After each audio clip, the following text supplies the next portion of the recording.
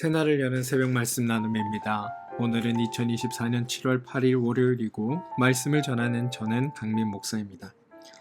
오늘 하나님께서 우리에게 주신 말씀은 열왕기상 19장 9절로부터 18절까지 말씀입니다.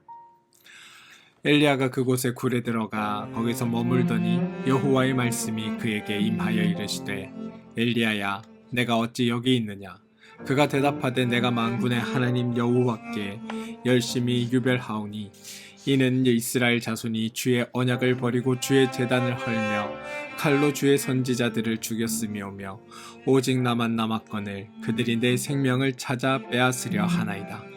여호와께서 이르시되 너는 나가서 여호와 앞에서 산에 서라 하시더니 여호와께서 지나가시는데 여호와 앞에 크고 강한 바람이 산을 가르고 바위를 부수나 바람 가운데에 여호와께서 계시지 아니하며 바람 후에 지진이 있으나 지진 가운데에도 여호와께서 계시지 아니하며 또 지진 후에 불이 있으나 불 가운데서도 여호와께서 계시지 아니하더니 불 후에 세미한 소리가 있는지라. 엘리야가 듣고 겉옷으로 얼굴을 가리고 나가 구러기에 섬에 소리가 그에게 임하여 이르시되 엘리야야 내가 어찌하여 여기 있느냐. 그가 대답하되 내가 만군의 하나님 여호와께 열심히 유별하오니 이는 이스라엘 자손이 주의 언약을 버리고 주의 제단을 헐며 칼로 주의 선지자들을 죽였으며오며 오직 나만 남았거늘 그들이 내 생명을 찾아 빼앗으려 하나이다.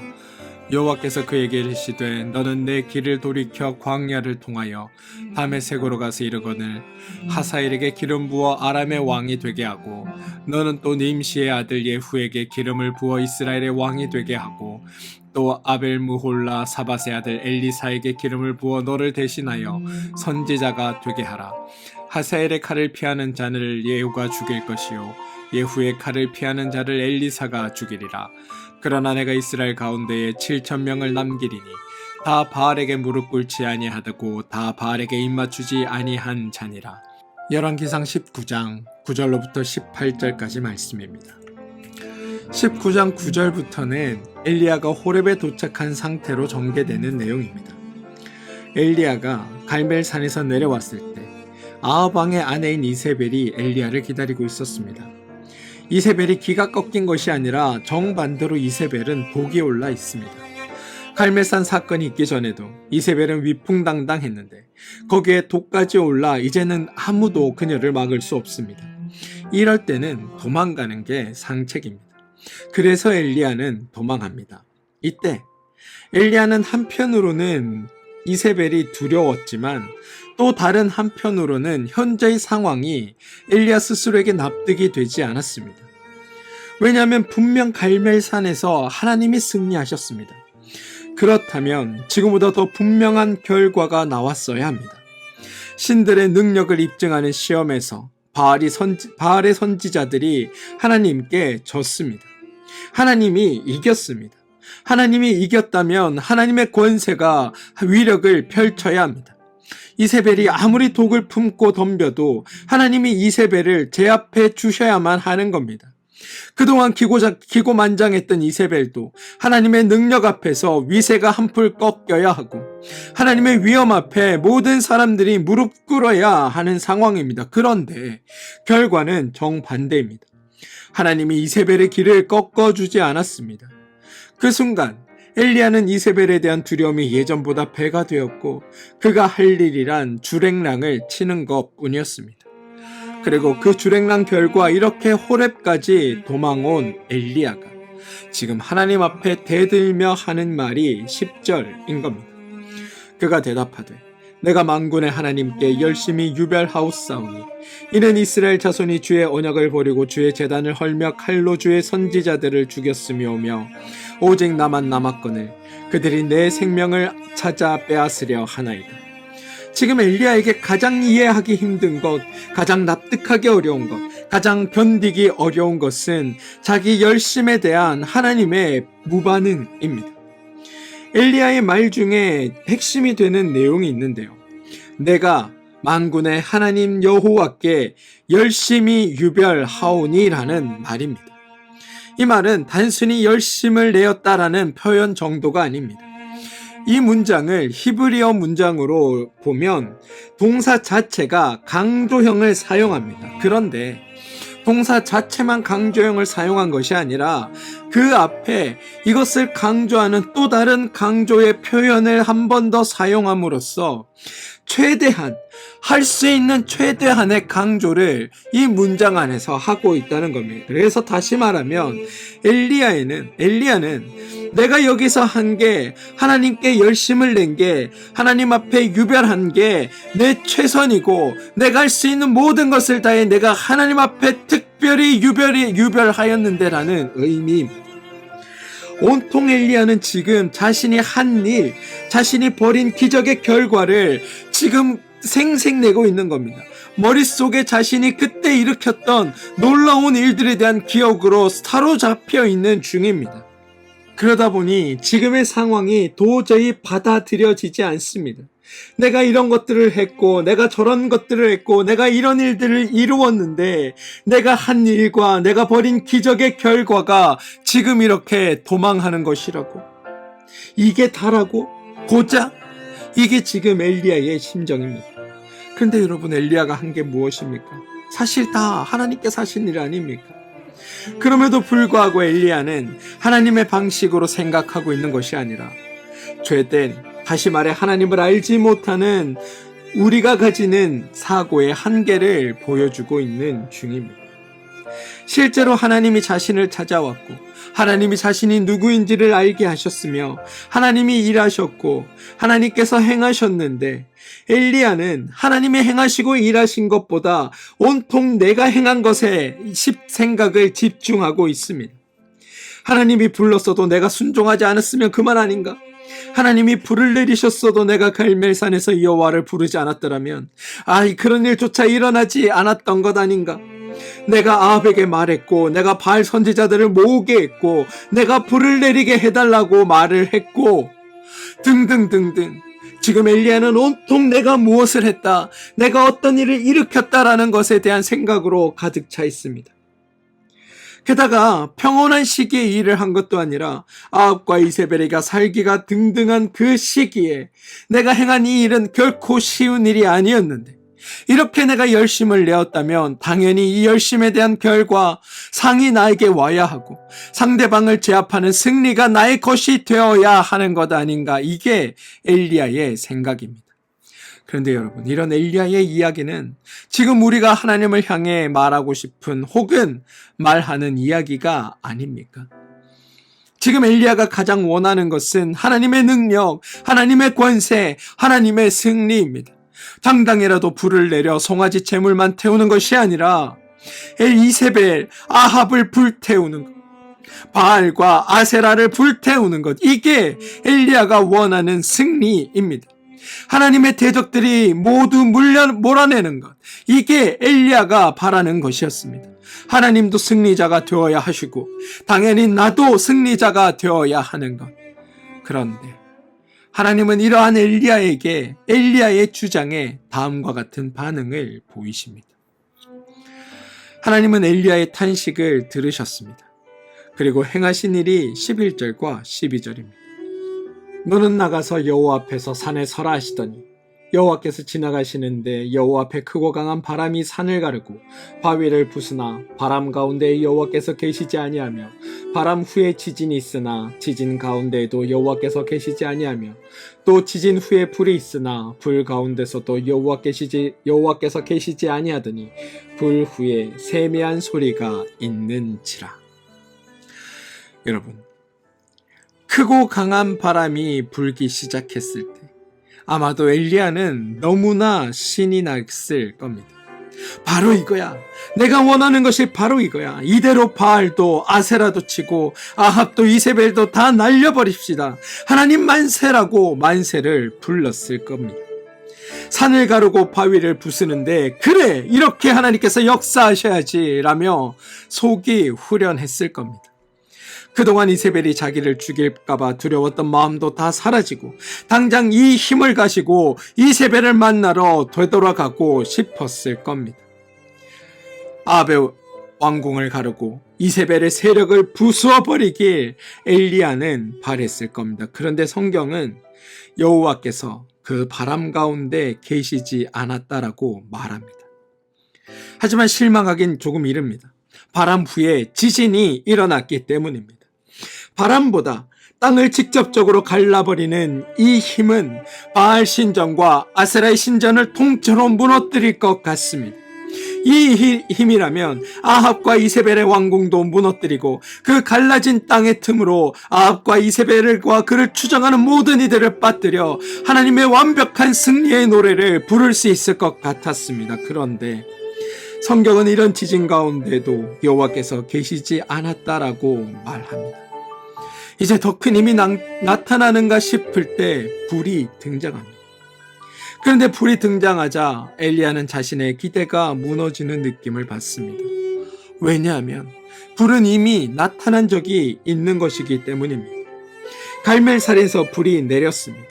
하지만 이 불을 보고 이세벨은 두려워하지 않았고 자신은 도망을 하는 중입니다. 그런데 그것보다 더 절망적인 순간이 그를 덮칩니다. 그 불 가운데서 여호와께서 계시지 않았다는 겁니다. 기대가, 승리할 수 있다는 확신이, 이제 드디어 내가 모든 것을 쟁취할 수 있다는 그 믿음이 좌절과 낙심으로 무너지는 순간입니다. 이때 성경은 12절에서 그 불 후에 세미한 소리가 있었다라고 말하고 있습니다. 여기서 보인 엘리야의 반응은 그가 얼마나 화가 났는지를 우리에게 보여줍니다. 13절, 엘리야가 듣고 겉옷으로 얼굴을 가리고 나가 굴 어귀에 서매. 여러분, 엘리야가 지금 이 모든 상황을 보더니 벌떡 일어나 굴 밖으로 나가는 중입니다. 동굴에서 뛰쳐나갑니다. 그 이유는 뭘까요? 간단합니다. 듣고 싶지 않다. 듣고 싶지 않다. 자신은 산을 가르고 바위를 부수는 강한 바람을 동원하시는 하나님, 지진을 일으켜 세상을 무너뜨리는 힘을 가진 위대한 승리자인 하나님을 기대했는데 바람은커녕 심지어 불 가운데도 계시지 않다가 겨우 세미한 소리로 나타나신 하나님을 자신은 도저히 인정하고 싶지 않았기 때문입니다. 큰 소리도 아니고 겨우 알아차릴 만한 그 세미한 소리로 말씀하신 하나님으로는 이세벨은커녕 갔다가는 자신이 죽게 될 것이 분명하다고 여겨졌기 때문에 승리할 줄 알았던, 이길 줄 알았던, 이세벨과 바알을 모두 다 몰살시킬 줄 알았던 자신이 하나님께 속았구나 라는 확신이 드는 순간이 바로 이 순간이었기에 엘리야는 화를 내며 동굴 밖으로 뛰쳐나갈 수밖에 없었던 겁니다. 그런데 여러분, 엘리야의 이런 상황 판단과 하나님의 상황 판단은 완전히 다릅니다. 또한 엘리야가 어떤 일을 해결하는 방식과 하나님의 해결하는 방식이 완전히 다릅니다. 엘리야는 여러분, 아합과 이세벨을 문제의 원인이라고 생각했습니다. 그래서 아합과 이세벨이 없어지면 그들이 믿던 바알과 아세라를 섬기는 믿음도 사라질 것이고 그들이 이 우상과 이방신들을 더 이상 섬기지 않고 하나님이 승리자가 되어야 한다라고 생각했습니다. 이스라엘 자손은 주의 언약을 버리고 주의 제단을 헐었기에 벌을 받아야 한다라고 생각했고 자신은 만군의 하나님 여호와께 열심히 유별하였으니 당연히 승리자가 되어야 한다라고 생각했습니다. 그런데 여러분, 하나님의 목적은 승리를 하는 것이 아닙니다. 또한 죄인들을 심판하기 위해서도 아닙니다. 하나님은 모든 죄인들에게 하나님을 알리기 위한 것, 이게 하나님이 이 모든 일을 행하시는 것의 목적이었습니다. 지금 엘리야가 이겨야 하는 건 아합도 이세벨도 아닙니다. 지금 엘리야는 죄를 이겨야 하는 겁니다. 하나님을 모르고 하나님의 뜻을 알지 못한 채 행하고 있는, 지금 나만 생각하고 있는 그 상황을 엘리야는 이겨내야 하는 겁니다. 그리고 죄를 이길 수 있는 것은 강한 바람도 지진도 불도 아니라 오직 하나님만이 죄를 이길 수 있는 분이 분명하기에, 다시 말해 하나님이 누구인지, 하나님의 뜻이 무엇인지, 하나님의 성품과 속성이 어떤가를 알아야 했기에 하나님이 말씀하시며 나타날 수밖에 없었던 것입니다. 세미한 소리로 나타나신 하나님에 대해 너무나 실망한 엘리야가 다시 한번 억울함과 대책을 호소하는 것이 14절입니다. 엘리야는 10절의 표현에서 더하지도 않고 빼지도 않고 똑같은 말을 반복하여 하나님 앞에 고합니다. 이 말은 하나님의 생각과는 전혀 달리 여전히 하나님을 알려고 하지 않는 엘리야의 모습을 보여줍니다. 오늘 본문의 장소인 호렙산에서 엘리야와 하나님이 서로 대화를 나눕니다. 재밌게도 하나님도 두 마디를 하시고 엘리야도 두 마디를 합니다. 또한 재밌게도 하나님은 똑같은 말씀을 두 번 반복하시고 엘리야도 똑같은 말을 두 번 반복합니다. 그런데 여러분, 내용이 서로 다릅니다. 하나님이 말씀하시는 것이 먼저 9절입니다. 여호와의 말씀이 그에게 이르시되 엘리야야 내가 어찌하여 여기 있느냐. 즉 하나님은 갈멜산 사건 이후에도 아합이 멀쩡히 살아있고 이세벨의 기가 꺾이지 않은 것이 문제라고 여기지 않으신 겁니다. 하나님의 목적은 여러분 아합과 이세벨을 죽이는 것이 아닙니다. 하나님이 능력이 없어서 죽이지 못하는 것은 더욱 아닙니다. 하나님에게 있어 아합과 이세벨 역시 엘리야와 같은 존재입니다. 모두 하나님을 배워야 할 대상이라는 겁니다. 하나님을 알고 하나님의 마음을 알고 하나님의 생각을 알고 하나님의 뜻을 알고 하나님의 방식으로 생각해야 할 존재들, 다시 말해 하나님께서 사랑하는 하나님의 자녀가 바로 아합과 이세벨과 엘리야 모두 같다는 겁니다. 하나님이 이스라엘 왕이요 왕비인 아합과 이세벨에게 엘리야라는 무명의 선지자를 보낸 것부터가 이미 하나님의 계시의 시작이었습니다. 왕으로서는 귀족도 아니고 관리도 하는 평범한 백성일 뿐인 엘리야에 대해 바알의 선지자들을 대적할 만한 경쟁자로 인식하지 않았을 겁니다. 여호와가 엘리야라는 무명의 선지자를 보낼 정도라면 여호와는 별것 아닌 신이고 나약한 신에 불과할 것이라고 그는 여겼습니다. 그런데 그 무명의 엘리야를 통해 하나님은 말씀하셨고 그 말씀이 응답되었고 그로 인하여 바알 종교의 허상이 드러나게 되었습니다. 지금 하나님은 엘리야를 영웅을 만들고 아합과 이세벨을 몰락시키려는 것이 아니라는 사실을 아셔야 합니다. 하나님은 아합도 이세벨도 엘리야도 하나님이 누구인지를 알길 바라셨습니다.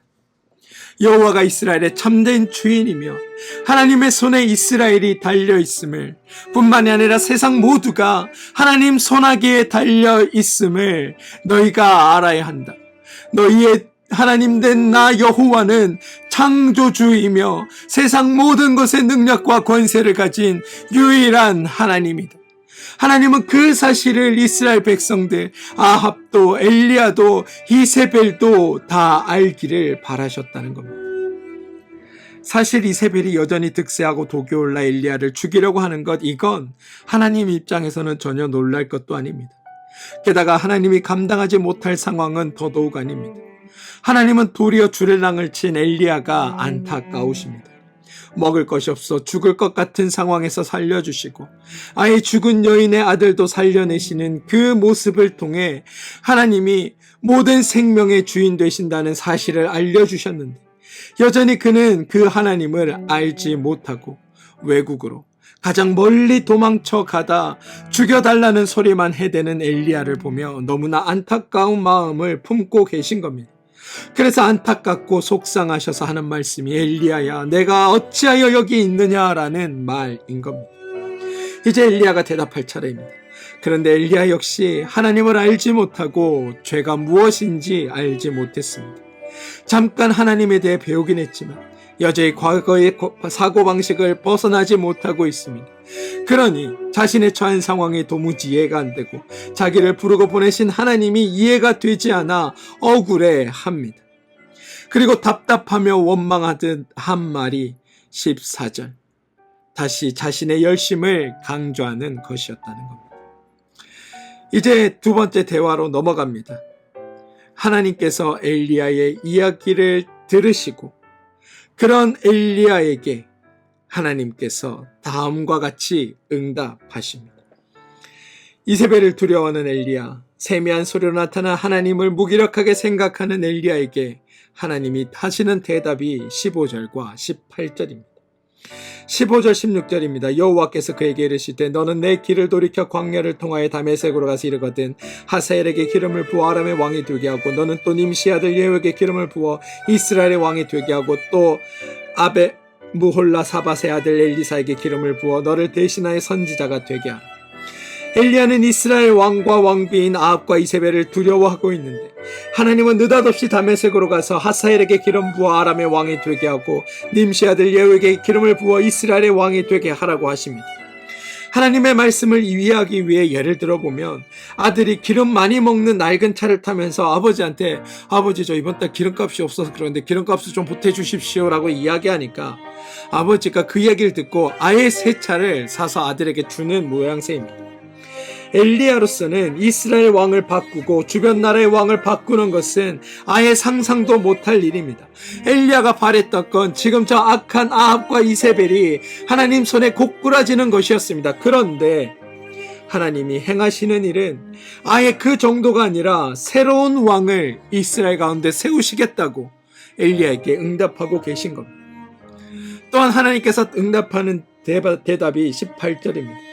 그러나 내가 이스라엘 가운데 7,000명을 남기리니 다 바알에게 무릎 꿇지 아니하고 다 바알에게 입맞추지 아니한 자니라. 앞에 엘리야가 두 번에 걸쳐 자기의 열심을 강조하고 자기만 남았다라고 외쳐댄 것에 대한 하나님의 대답입니다. 하나님은 여러분 조용하게 엘리야의 생각을 지금 바꾸어 주고 계십니다. 엘리야는 현재 상황을 아합과 이세벨의 전성시대라고 착각하고 있습니다. 하나님도 아합과 이세벨의 악행에 대해 마땅한 대응책이 없다라고 착각하고 있습니다. 그래서 갈멜산에서 불이 나타났을 때 당장이라도 더 큰 권세로 아합과 이세벨을 제거하기를 기대했던 겁니다. 상황을 역전시키고 싶었습니다. 하지만 실상은 그게 아니었습니다. 실상은 정반대입니다. 그런데 여러분, 하나님은 태초부터 엘리야가 활동하던 시대와 오늘날까지 세상 모든 것을 주관하고 계십니다. 다만 하나님은 독재자가 사람들에게 대하듯 인간을 통제하고 지배하기를 원치 않으셨던 겁니다. 일방적으로 내가 신인이 내 뜻에 따라야 한다고 하나님의 뜻을 몰아붙이거나 인간은 어쩔 수 없이 신의 권세에 눌려 복종해야 한다고 말씀하지 않으셨다는 겁니다.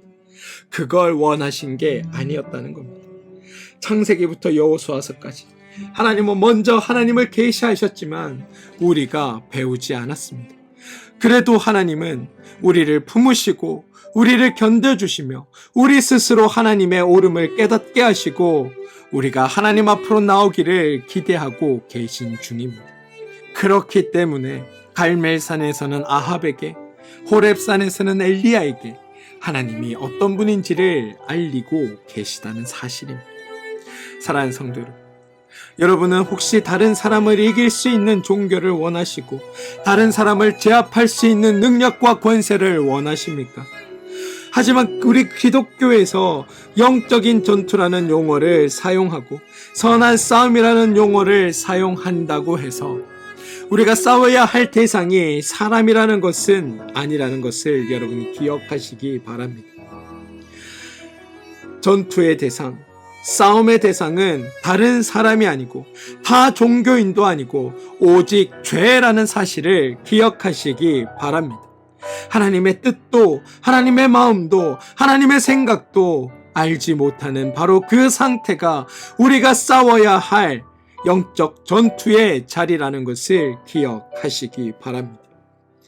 우리 그리스도교는 여러분 죄와 싸우는 종교입니다. 그렇기 때문에 사람끼리 경쟁하지 않습니다. 질투도 시기도 하지 않습니다. 교만하지도 않습니다. 예수님께서 사역을 시작하실 때 사탄에게 먼저 시험을 받으셨습니다. 영적 전투고 선한 싸움입니다. 그런데 그때 예수님은 어마무시한 능력과 권세를 행하신 것이 아닙니다. 정작 3번의 시험에서 예수님은 아무것도 행하신 것이 없습니다.